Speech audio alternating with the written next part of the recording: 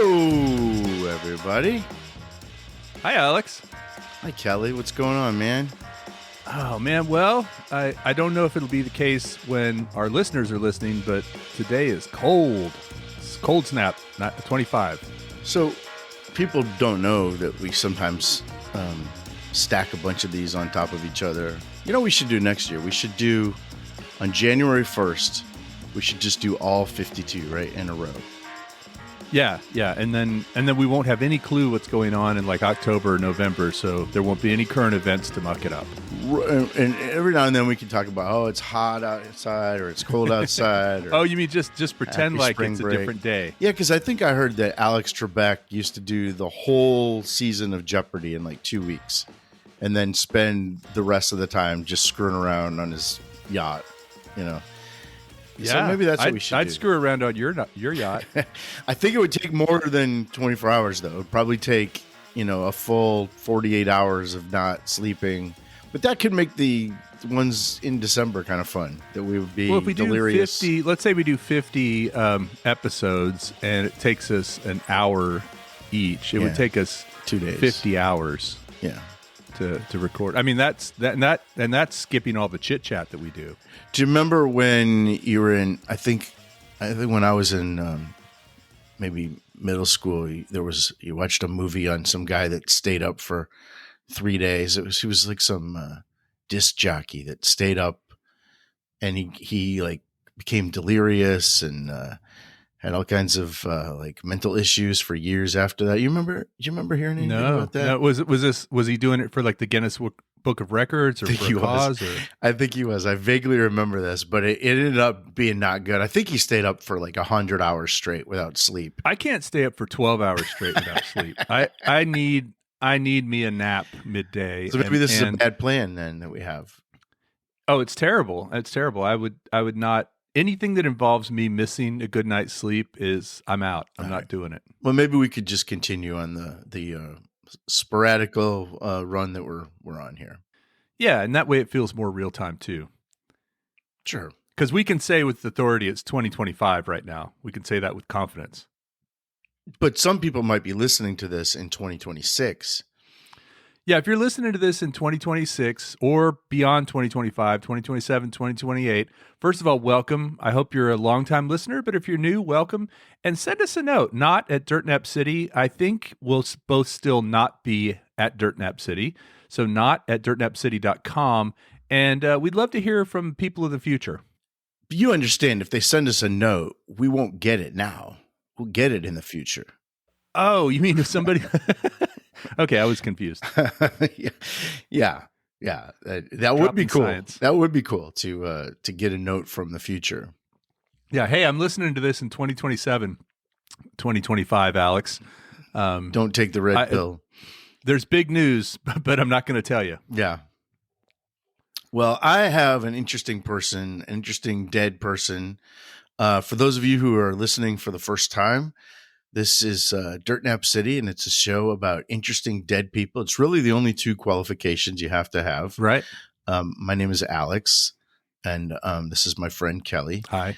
And we talk about people who are interesting and deceased. Yep. Usually long deceased. Usually not too recent.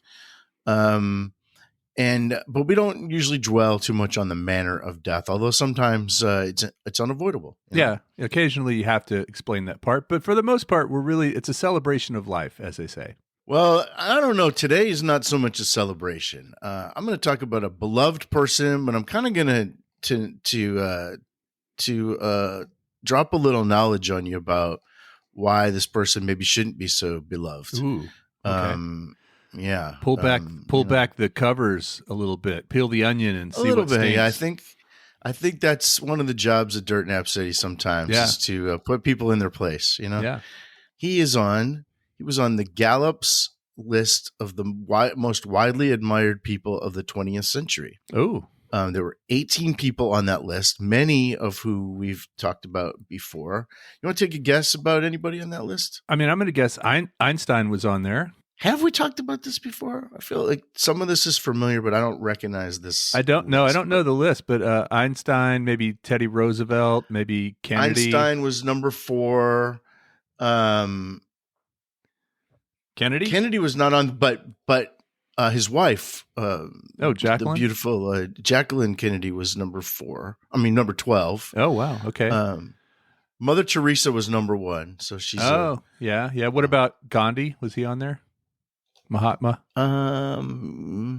Yes, number 13. I don't know how you rank these. I mean, I guess they just voted. Right. 49% said Mother Teresa. Okay. MLK Yeah. was Makes number sense. 2. Oh, JFK, there he is, number 3. Okay. Einstein 4. Helen Keller, number 5. Okay. FDR, Billy Graham, Pope John Paul II, our girl Eleanor Roosevelt, Oh, yeah. Winston Churchill, Okay. Ike Eisenhower, Wow. Nelson Mandela, Yeah. Okay. Ronald Reagan, Bill Clinton, and Margaret Thatcher. And this person, number 16, was the person I'm going to talk about today. Number 16 on the most admired people of the 20th century. Yes. Who's missing from that list? What arena did this person play in? A actor, Business. business person. Okay. And is it Lee Iacocca? No, but you're very close. You're kind of in the right realm. Okay. Of automobiles. Henry Ford? Yeah. Henry Ford. Okay. Born in 1863 in Springwells Township, Michigan, kind of a farm country. Now it's just the Detroit suburbs, but back then it was, farm country. Died in 1947 in Dearborn, Michigan. I didn't realize he lived that far into the 20th century, 47. I mean, it's still the first half of the 20th century, but I always thought he died in like 1922 or something. Oh, yeah. He was like 84 when he died. Post-war. Went to a one-room schoolhouse up to the 8th grade. So that's the thing about these 20th century people that, you get an 8th grade education and, you drive an ambulance in World War I and you're all set for life. Yeah. I mean, just one-room schoolhouse. Have you ever been to a one-room schoolhouse? Have you ever been to a museum or something where they have those? Actually, yeah. I think last summer, up in upstate New York, they had one on, some place we were visiting. I think it was a horse show we were at for some reason, and they had a little one-room schoolhouse that had been there. It was no longer used, but it was still on the property, and it had a little stanchion, so you couldn't disturb the artifacts, but they had it still set up in kind of its somewhat original form. I mean, it looks all nice and fun, and this is summer in upstate New York. But imagine that on a day like today when it's 36 degrees outside in Texas and probably minus 10 in upstate New York. It was probably very cold. Or when it's hot, it might be even more unbearable. Well, that's why you got summers off. Yeah, but you're fishing it's not like it's working only hot on the farm. In the summer down here. True. Yes, I have been in a one-room schoolhouse, and I've got the vibe. I immediately also the exterior of it. For some reason, I think of Schoolhouse Rock. That's kind of a one-room schoolhouse drawn in a cartoon form. And you would have kids from 5 to 18 years old in that one chaos. room. All the different grades and one teacher kind of trying to teach all the different levels. Maybe not to 18, maybe to 8th grade probably, because they said that he went to the 8th grade and maybe there was a different school you go to for high school. But one of the big moments he said in his life was when his father gave him a pocket watch when he was 12 years old, and he would take it apart, put it back together several times. And I found that that's a real big indicator of engineers love to take things apart and put things back together. And so even back then, without a formal education, people that are wired that way are kind of drawn to doing things like that. The same year, when he was 12 years old, he saw a road engine, which was like a tractor that they would use. A lot of these things were like steam engines that they would use on the property. And probably referred to as a road engine because an engine back then would have been a train engine, right? It Right. would have been a train that pulled cars. Right. This was one that went on the road. So yeah, it makes sense. So road engine wasn't the actual motor or the engine. It was the whole machine with Right. wheels and everything. Right. And when you say road, there weren't like roads, like streets or anything, but there would be maybe road on your farm that you would use. Right. the More of tractor a for. gravel path. Yeah. So he was kind of drawn to those things. He was taking his watch, and taking it apart, put it back together, and he was tinkering around with engines. And so when he was 16, he went to work as a machinist in Detroit, and really learned the steam engine, the ins and outs of the steam engine. And then after he kind of did that apprenticeship, he went back to the family farm and tinkered around on the engines. But he didn't love farms. He didn't love the farm life. He said when his mother died, he realized that he didn't love the farm. He loved the mother on the farm. But he wasn't really into that. So he was kind of drawn towards steam engines, and eventually was hired by Westinghouse to service their steam. They're still around, I think, Westinghouse. Yeah, they are. They are. To service their steam engines.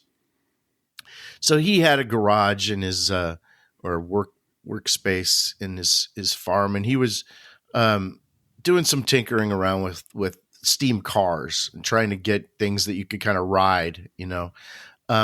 Well, the thing about a steam car, if you think about trying to make a car out of a steam engine, well, it's got a big boiler on it, right? Yeah. And that's probably which is heavy. A big pot of boiling water, probably, right? Would probably be too dangerous. And it was real heavy. So if you tried to make a light car, it wouldn't be able to go anywhere because that stuff just weighed a lot of money.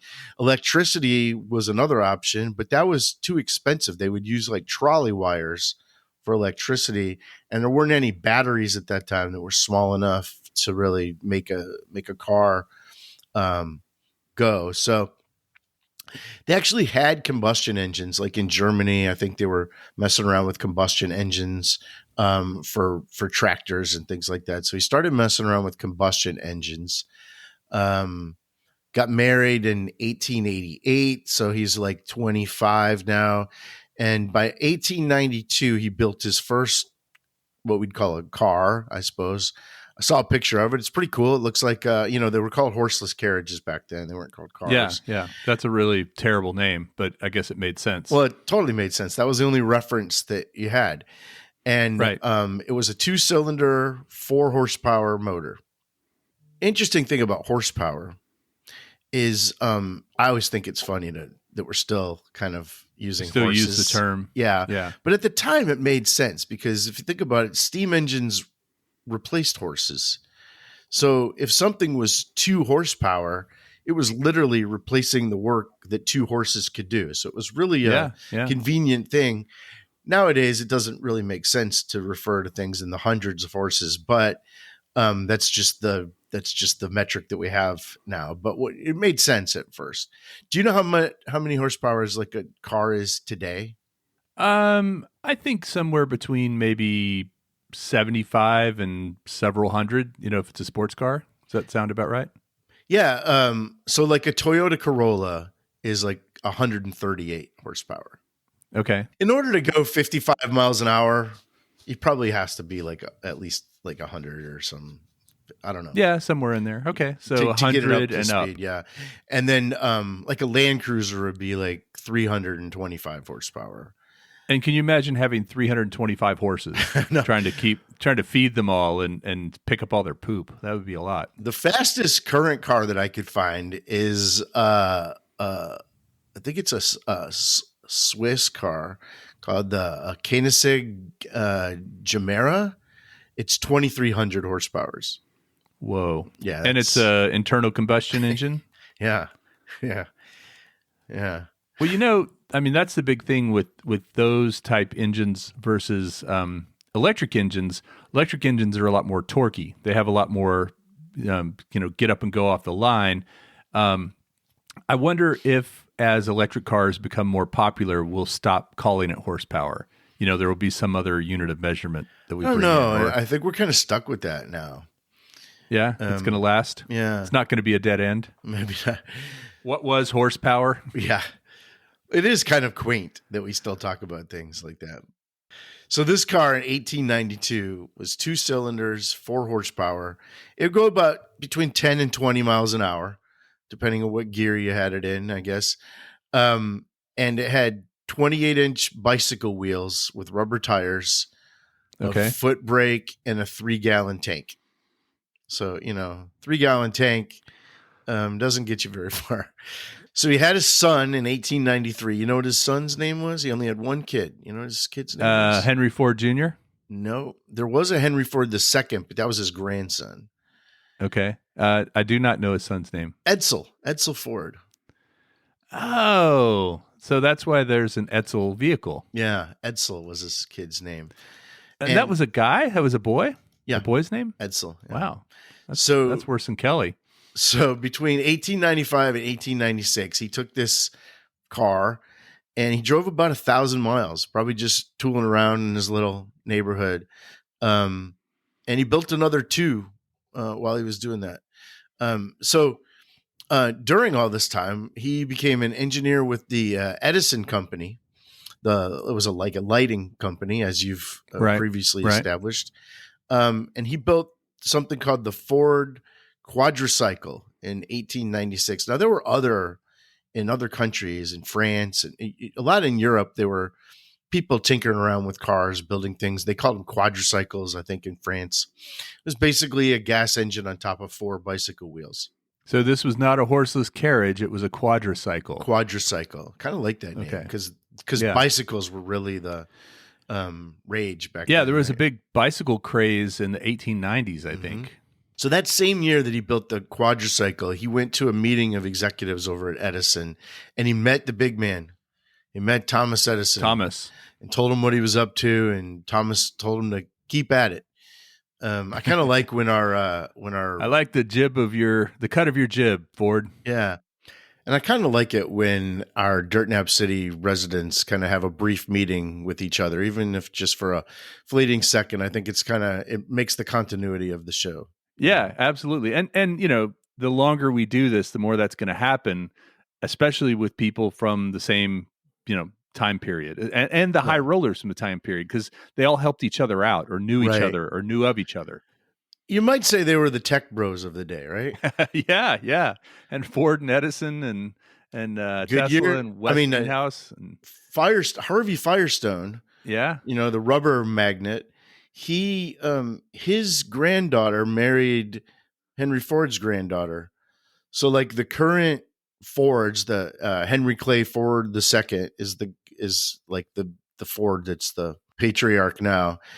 Not anymore, but he was the last Ford to be the CEO. He is a Firestone and a Ford because his grandfather was Henry Ford and his other grandfather was Harvey Firestone. Wow. Imagine when those two got together. Not to be confused with Harvey Firestein. Who's that?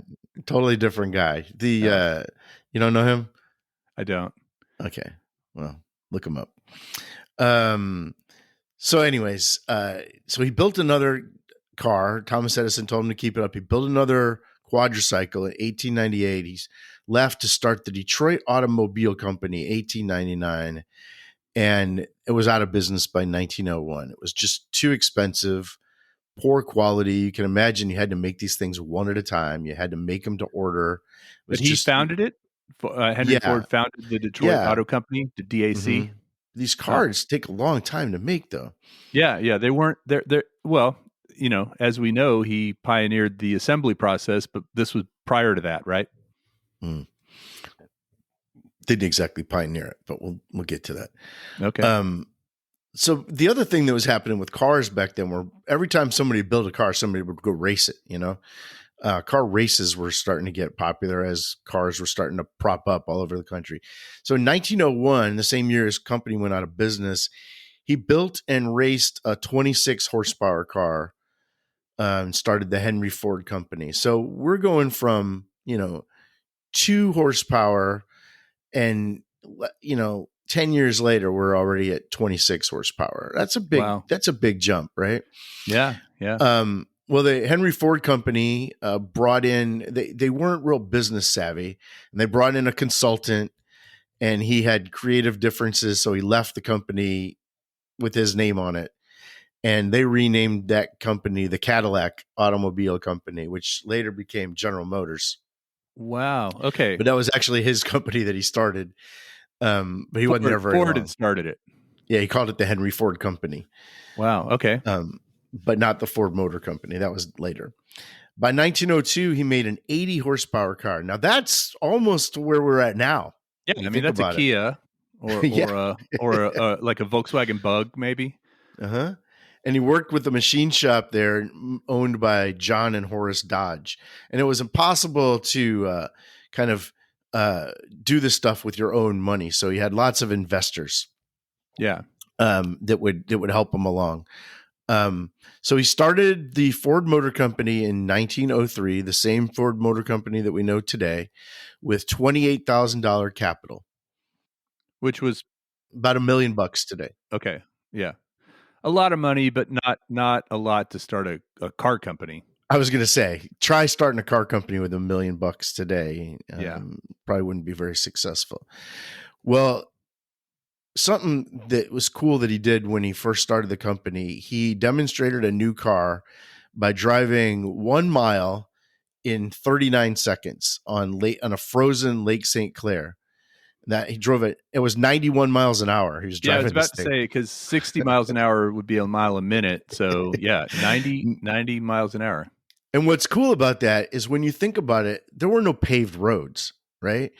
There was no asphalt that he could take it on. So the only place you could probably get up to 91 miles an hour without blowing out a tire would be on a frozen lake. And Lake St. Clair is one of the Great Lakes. It's huge. And you could go a mile without stopping on this frozen lake. When you think about it, that's the only way you could ever get to those kind of speeds. Yeah. Yeah, nice. I mean, it's like the salt flats, right? Where they do all the speed tests, or they did in the 60s and 70s. Now, yeah, but imagine trying to stop. Yeah, yeah, on those bicycle tires. Yeah, right on ice. Yeah, but he was the one that drove it. You got to give him props for that. Yeah. And it wasn't like sporty looking. It basically looked like a Model T, probably. So 91 miles an hour on the ice.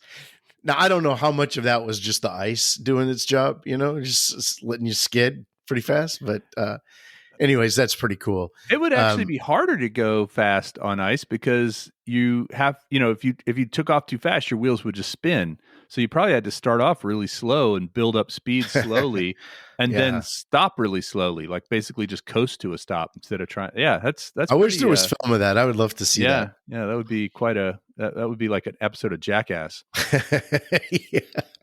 Well, he was quite the jackass, and we'll get to that.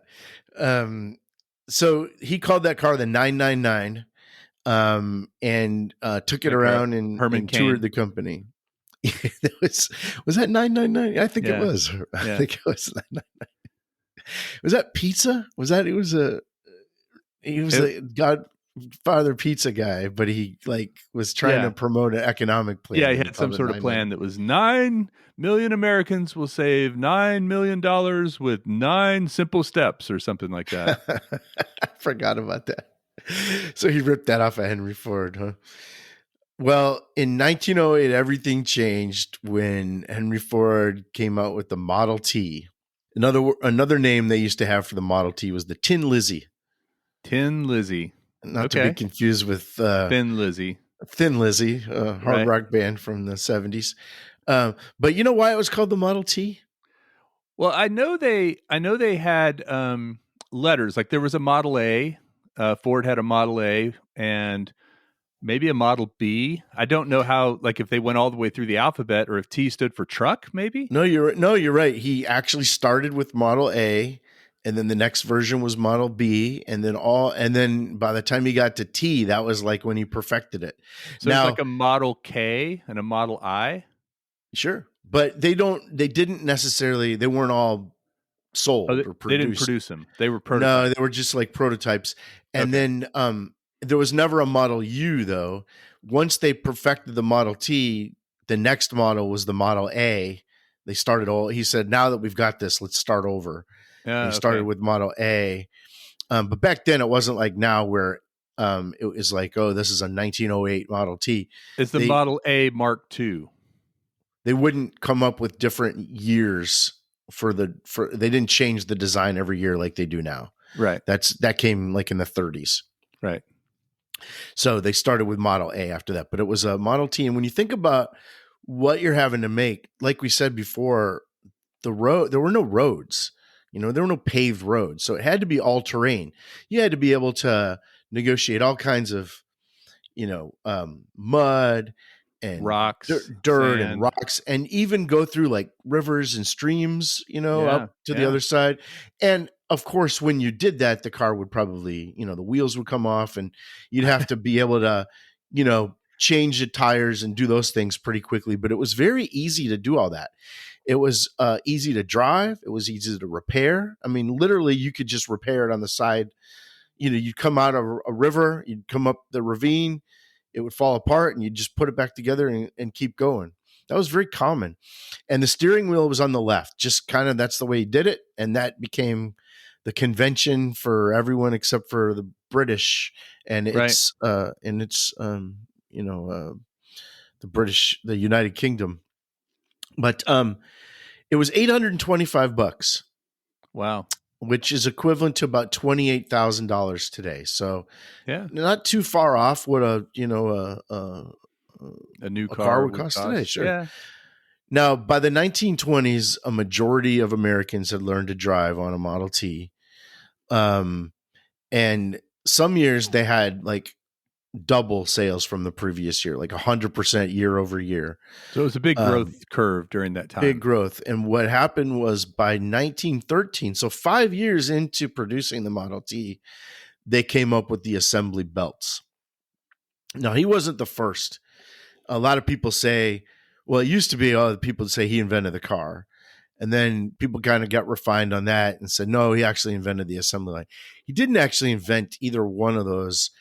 What was kind of new or novel for that, though, is that most assembly lines, the people would move along, and this assembly belt would, like, the people stayed in place and the belt would move. And you know how they made the belt move? Mm-hmm.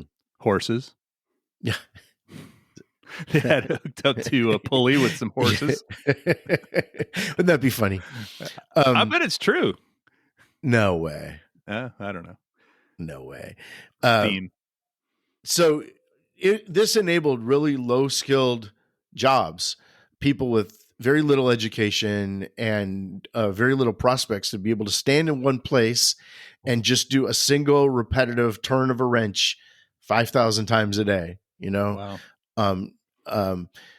So just to give you an idea, an assembly of a chassis, when the Model T first started, took about 12 hours to make a chassis. And by the time they got these assembly belts perfected, it took about 90 minutes to make a chassis. Wow. So to go from 12 hours. So by 1914, the year after the assembly line, they were selling about 250,000 of these Model Ts a year. Wow. And by 1916, all this efficiencies made it where the car only cost $360. Oh, so the price went down. Way down. And that's about $10,000 today. I don't think you can buy a new car for $10,000 today. No. And they sold 500,000 in 1916. Yeah, and at that time too, keep in mind the population of the U.S. was quite a bit less than it is now. So absolutely, we're at 330 million at this point. Maybe we were half of that in the early. I don't. It feels like I don't know what the population was, but that's a large percentage of people in America. Yeah. By 1918, half of all the cars that were made were Model Ts. So, I mean, talk about making your imprint on, industrial world. Now, they were all black. I don't know if you've ever heard that. He had a quote about that. Yeah, I've heard the quote. Any customer can have a car painted any color he wants as long as it's black. Now, before the assembly lines, between 1908 and 1914, they did make them in other colors because it was a lot easier to do back then. So you will see some red, I think particularly red. That was the one that they used a lot. But you'll see them in other colors. They're either painted after the fact or it was pre-assembly line. Those are probably worth a lot today. Oh, yeah. And the Model Ts were actually available. They were selling them until 1927. Wow. And they ended up selling about 15 million of those things. 15 Yeah. And if million. you see, if you see a car collector or a parade of these old cars, I'll bet a lot of them are Model Ts. Oh yeah. Now that record of 15 million stood until 1972. Another car broke the record of 15 million sold of one type of car. Do you know what that was? 1972? Um, Ford Mustang. No. Hold on. A Chrysler Cordoba. No, it was not an American car. Oh, was it a Honda Civic? No. 1972. Hondas became big like in the 80s, I think. Okay. Was it a Fiat? No, it was a German car. Oh, Volkswagen. The Beetle. Beetle. The Yeah. Beetle Okay. broke I the should have thought of record. that.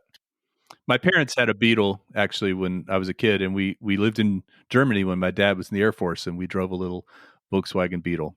Well, we're going to get back to the Beetle, slug bug, as it were. Yep.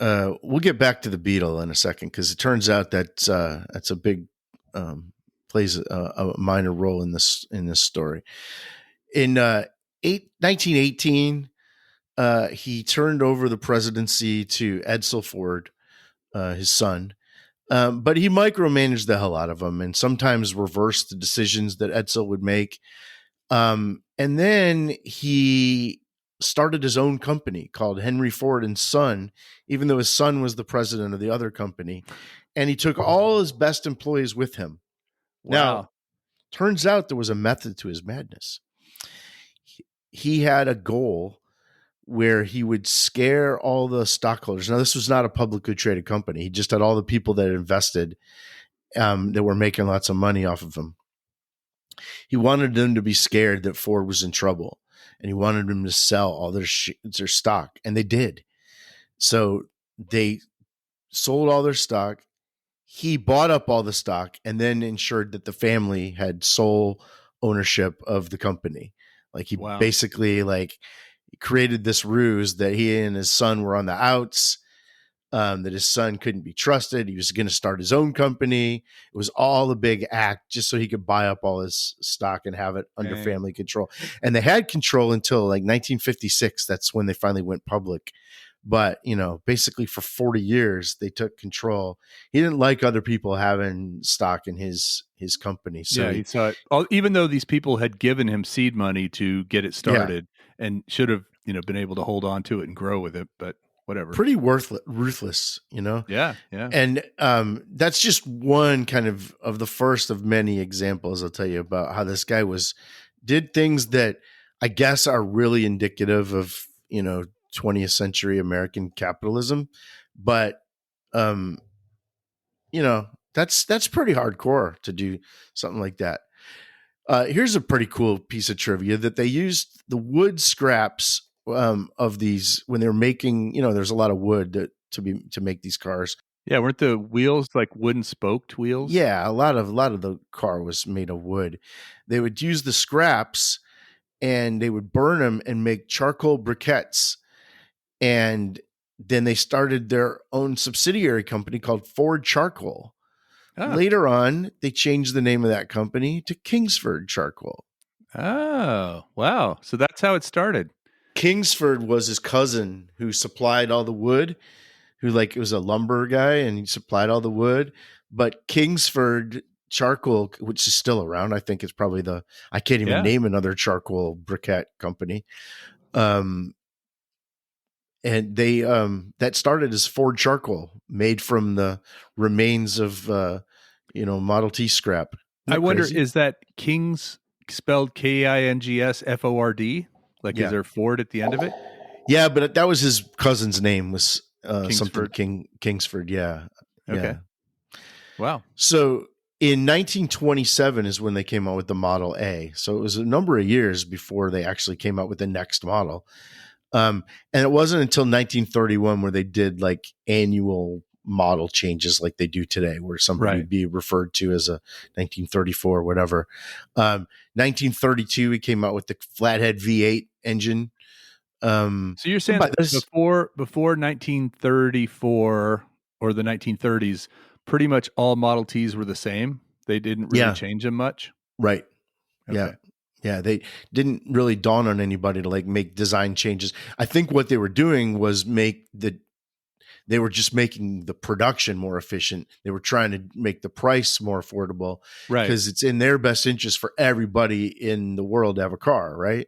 Right. But if they change the formula, then they have to change the production and it costs more. And Mm-hmm. yeah, that makes sense. Yeah. In fact, throughout Edsel's life, he was always interested in like luxury cars or making like a different kind of line. And Henry Ford he was always lukewarm to that. Our boys at Cadillac were making the Cadillac, and then they made the Lincoln. Right. And then but he was never really interested in design changes or anything. He was just more interested in making it more efficient to produce this one car. And I guess if you think about it, today Chevy has different levels of, there's Cadillac, there's GMC, there's Chevrolet, Buick, et cetera, are all part of General Motors, whereas Ford just has Ford. I don't think there's how like there's like a Acura and Honda, they're kind of the same thing, or Toyota and Lexus, I think, are kind of the same thing. There's no luxury version. There's no luxury version of Ford. It's just a Ford. No, I mean, they have cars and they have trucks, and they have electric vehicles now too, I guess. But but it was in his best interest back then to just make sure that everybody was driving a car. It didn't really care what kind of car. By this time, by like the 30s, he was making a third of the cars in the world were Model Ts. Now, here's something interesting about him is that he did not believe in accountants. Okay. Now you have your own business. I'm sure accountant. It wasn't very long into having your own company that you probably realized you needed an accountant, right? Yep. He never knew exactly. The company never knew exactly how much money they were taking in or spending because they didn't have an accounting department. They probably didn't use QuickBooks either. There's a rumor that they used to just weigh their receipts and see generally how much money they were making. Yeah. Okay. So each one is worth this amount. It weighs this much. Calculate. Okay. Wow. Now this was probably before the IRS. This is in the Wild West. Yeah, this is Wild West or Chisenbop. You know what Chisenbop is? No. You never seen that? It's like a way of doing math with your fingers where you tap on a table. No. Oh, wow. Sounds like a dead end. It is a dead end, yes. Stay tuned for Chisenbop. Sure. Now, he was a proponent of what they called back then welfare capitalism. Now, welfare capitalism, which is the idea that we have to take care of our workers. In order to produce all these cars that we want to produce, we can't have a lot of turnover. We have to retain the best and brightest, or just the best workers that we can. They don't have to be bright. They're working on an assembly line. Yeah. But we have to make sure they stay. They don't go anywhere. So he offered a $5 daily wage. Now, at the time, that was huge. At the time, people were making $2.34 a day. So it was double, more than double. And everybody else was probably less than that. So $5 a day was like a big shot through the bow of American companies. Like, we're going to pay these people more than everybody. That is about $150 a day today in today's money, which is like $15 an hour. Yeah. Okay. Or a little bit less than $15 an hour. But minimum wage today is, that's less than that, right? So I don't think that's kept pace with inflation or whatever, but that was the deal. $5 a day was kind of a lot of money. And he offered profit sharing for anybody that's worked there more than 6 months, like true profit sharing. Pretty quick ramp up for that. Like, you didn't have to work there long. Sounds progressive, right? But there was a catch to that. He had something called a social department. And this is why we're going to make a left turn now into the weird part of Henry Ford and the not so great part. And the reason that he's not one of my most admired Americans. So he had what they called a social department at Ford. And that was 50 investigators that would keep tabs on his employees and make sure that there was no heavy drinking, no gambling, and no what we call today deadbeat dads. People Wow. didn't like pay for their kids.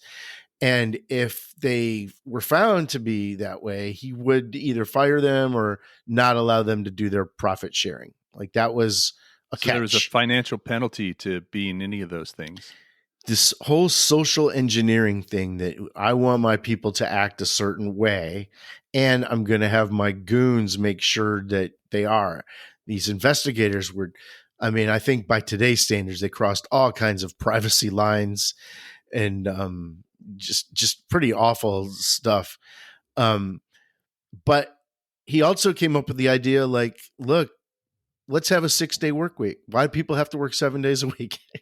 Oh, okay. So And he was going down a day with 6, not yeah, in 1922, he reduced the work week to 6 days. And then in 1926, 5-day work week, 40 hours a week. That was revolutionary. We kind of had a class system in those days. And people in the working class work 7 days a week, yeah. 60 hours a week, maybe 80 hours a week. There was no such thing as leisure time for men prior to that. Well, especially men that were not rich. Exactly. So his idea was leisure shouldn't be a class privilege, and let's give people a couple days off a week and they can go buy things and help the economy and make, and make everything flourish and drive around in your cars, take your Sunday drives. Yeah. He was also against unions. Ford was the last of the auto companies to recognize the UAW. In fact, he was so against that in 1941, they finally let him in, but in 1941, the UAW was on strike, and it almost killed the company. And he would just not budge. And it took his wife telling him that she was going to leave him if he didn't, like he was going to ruin the legacy that he had built, and Right. the generational wealth they had built up, if he didn't do something soon and buckle. So she threatened to leave him. Wow. And that's the only thing that settled that strike. Wow. So that's the business part of Henry Ford. All right. Now, the problem is, as a tech bro, he felt like because he was a tech bro, maybe he could have opinions about the way the world was run too. The ear of the president. I don't know about that, actually. Not a president of this country, but he was a pacifist and an isolationist. And back then, if you're an isolationist, that means you didn't want anything to do with foreign wars. I mean, that's what it means now too. But Right. that was after a one world war, before another world war. He was also a big conspiracy theorist. And when I say conspiracy theorist in the 1930s, what I'm really saying is he was an aggressive, virulent anti-Semite. Oh, wow. So he thought the Jews ruled the world and were doing terrible things to everybody else. Way worse than that. And it'd be one thing if it was just his personal opinion, but he broadcast that to the world at a cost. In his view, if everyone just made things at low cost and low prices, he thought there wouldn't be any, and nobody would need a war. Nobody would need to take over anybody else's land. Nobody would need a different market to invade because all the countries would be doing well. So if every businessman was like Henry Ford, the world would be a better place in his mind. He didn't want to go into World War II, and he did business with Nazi Germany. He didn't think there was any need for war, and he was very kind of head in the sand guy about this. Wow. Once the war started, he lined up and Ford Motor Company built B-24 planes, and they built them in like 18 hours. Did a good job with all that, but he was pretty anti-war before that. When Edsel Ford died at a young age, he had cancer, and he died at Henry Ford was still around. Henry outlived his son. Yeah, and he took control back of the company. and then his wife, like in 1945, his wife got him to turn over to his grandson. And there was this guy kind of that ran the security, that service department, they called it. His name was Harry Bennett. Harry Bennett recruited like gang members and boxers and football players to like rough up employees that weren't in line. And anytime there was, mostly union stuff, anytime anything needed to be done, Henry would say, can you take care of that, Harry? And, Harry would, Wow. a lot of times this stuff ended with guns and, Wow. fist fights and, People getting hurt. shot. And but Harry was like a loyal soldier. Somebody asked him one time, if Henry Ford asked you to black out the sky tomorrow, would you do it? And he thought for a minute and he said, well, I might have a little trouble arranging that one, but I guarantee you'd see 100,000 workers coming through the plant gates with dark glasses on tomorrow. Wow. I'll get it done. Wow. Henry Bennett. What was his first name? Harry Bennett. Okay. He was just a thug.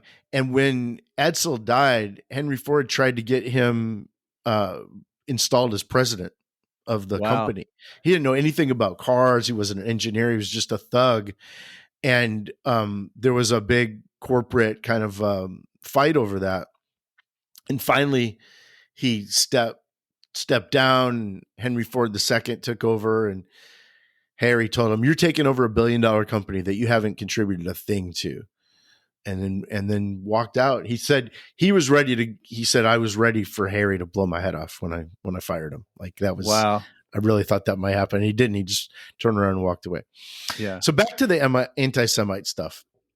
Do you ever do square dancing in school? Oh yeah. Like in gym class, right? We had to do that in middle school. And then we also did it at summer camp. Well, Henry Ford started that, and he funded that to public schools. He funded square dancing because he hated jazz, and he thought that jazz was pro-Jewish, and that by getting kids to square dance, it would get them away from jazz. Back to their roots. Now, the truth is, the worst thing you could do to a kid is expose them to square dancing. Expose them to square dancing. The very word square, like being a square, probably comes from square dancing. Like, there's nothing more uncool than square dancing. And it probably drove all kinds of people into the arms of jazz. He said, if baseball fans want to know the trouble with American baseball, I can tell you in 3 words: too much Jew. Like, he was a virulent anti-Semite, hated Jews. So it'd be one thing if this was just this guy's personal beliefs. He's an awful guy. But he bought the newspaper in Dearborn, and he changed it into his own, the only thing I could compare it to now is like Twitter, Rupert right? Murdoch. If you bought a company like Twitter and changed the name of it and used it to broadcast your own, for example. Yeah. He would publish his own like anti-Semitic thoughts, and he would require every Ford dealership in the country to carry it and send copies to every one of the customers. And he would just write this anti-Semitic garbage. He must have had Jewish customers, right? Don't tell him that. I guess he didn't think about that. Wow. He took a lot of these articles and he put them into one book, and it was a book called "The International Jew: The World's Foremost Problem," and where it basically blamed all the world's problems on Jews. And so he wasn't covert about this at all. Like he was just out there and just said it and just like, here's how I feel. Check this out. He's the only American that's mentioned favorably in Hitler's book, Mein Kampf. Hitler loved Henry Ford. He said, I regard Henry Ford as my inspiration. He kept a picture of Henry Ford on his desk. Hitler did. All I can think of is that REO Speedwagon song. You're the meaning of my life. You're my inspiration. I think that's Chicago, actually, but it doesn't matter. It doesn't matter. He, in fact, the Beatle was designed by Hitler. I don't know if you knew that. We were talking about the Beetle before. I It didn't was know the that. people's No. car, Yeah, uh, well, Volkswagen. That right? means people's car. And he said he wanted a car that was affordable, that could fit two adults in the front and three children in the back. This was Hitler's thing. He told Volkswagen that I want a car that can do that, and I want it to be modeled after the Model T, kind of like in terms of maybe not the way it looked, but Right, in terms of modularity, easy to repair. efficient. Yeah, Yeah. yeah. So Hitler used Henry Ford's thoughts to influence the German citizens and turn them against Jews. And he would distribute this book, this international Jew book that he wrote. Hitler would distribute Henry Ford's books throughout Germany. And that's one of the things that fomented hate among Jews, among Wow. German citizens. He was directly involved with turning the Germans against Jews. That was Hitler's tool that he used, because Henry Ford was a respected person and he was an Yeah. American. And if anyone thought to look up to American, well, here's an American who agrees with us or agrees with me. Hitler would say. Henry Ford was given the Grand Cross of the German Eagle, which was the highest medal a Nazi could give to a foreigner. In 1938, he was presented with this award. Wow. So he was, you know, he didn't set out to influence the German people, but when you write something, your words are, they get out. Yeah. And just because you're a tech bro doesn't mean that you know anything about world order or how to affect world events. And you got to watch what you say, because you have a big platform if you're a tech bro. But fortunately, that was the end of that. And that's never happened again in American history. Once Right. Henry Ford saw the films of the concentration camps and he saw what was going on in the camps, and somebody told him, like, oh, you kind of have, this is kind of on you. And he realized what he saw. He had a stroke, like literally had a stroke while he was watching these films, and never really recovered. And finally, he had a lot of mini strokes after that. He collapsed.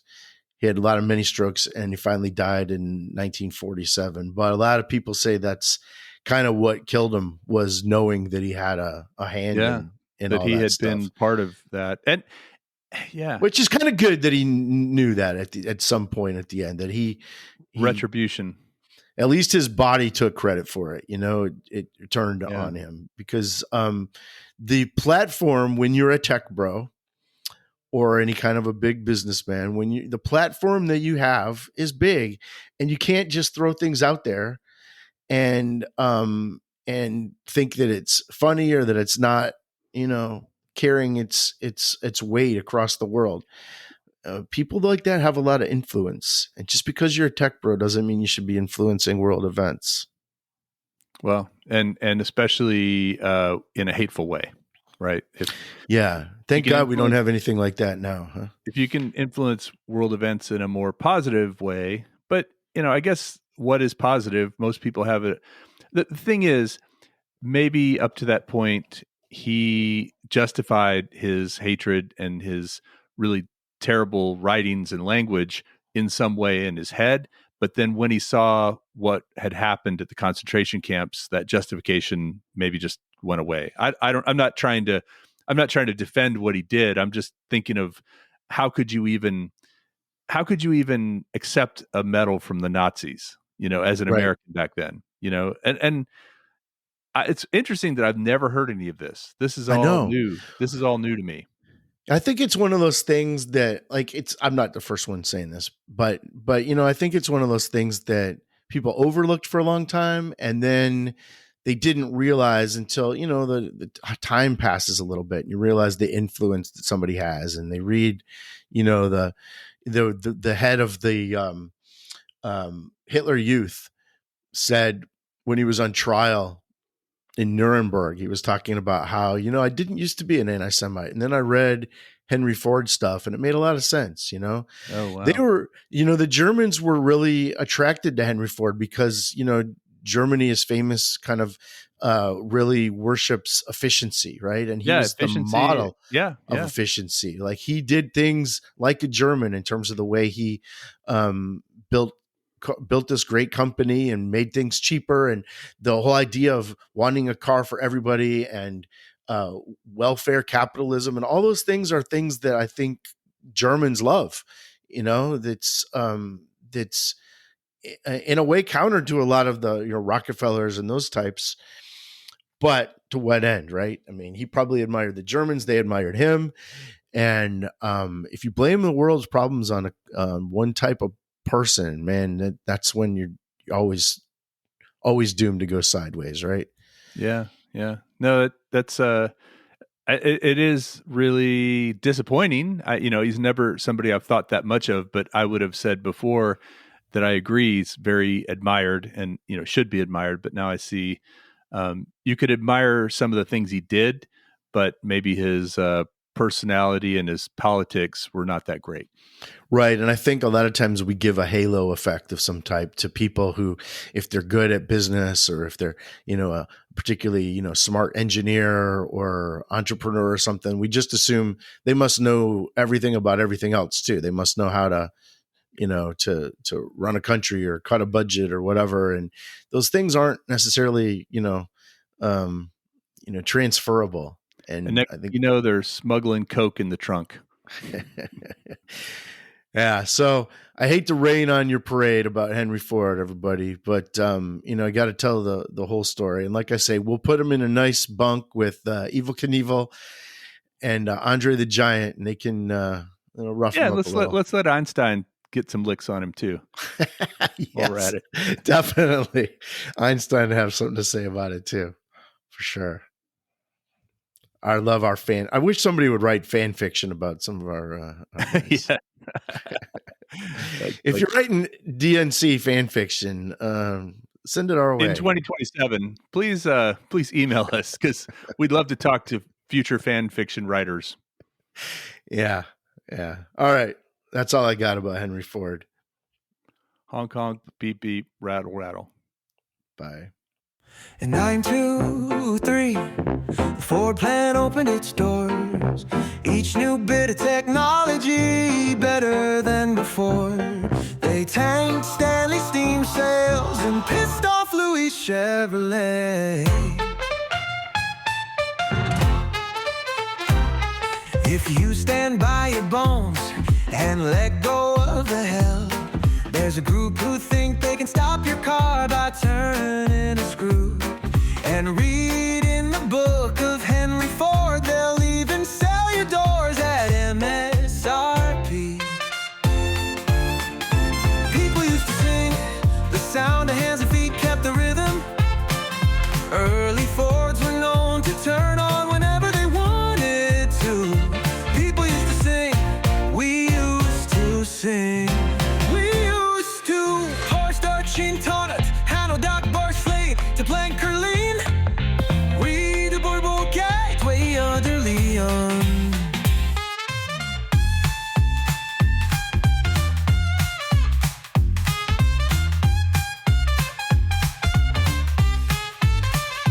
People used to sing, the sound of hands and feet kept the rhythm. Early Fords were known to turn on whenever they wanted to. People used to sing, we used to sing, we used to.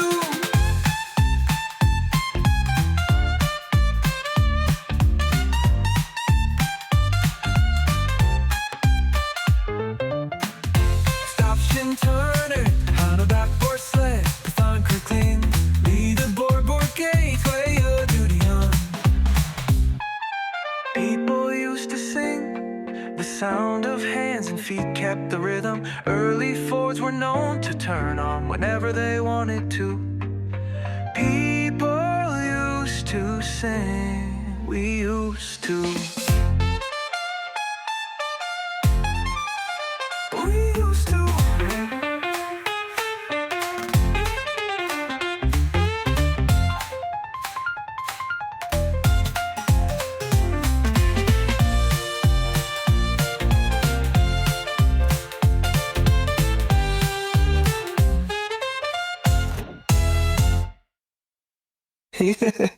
Oh, used to sing. We used to.